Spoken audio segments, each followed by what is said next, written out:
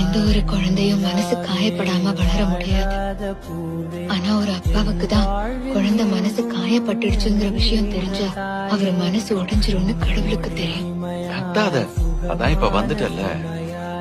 எவ்வளவு நேரமா காத்திருந்தீங்க? எல்லா காலேஜ் பசங்களும் இந்த புக்கை தான் வச்சிருப்பாங்களா?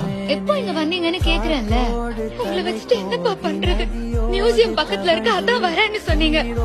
ஆனா இந்த இடம் தூரத்துல தள்ளி இருக்கு. கடவுளே. அப்பா வருவாரா இல்லையா?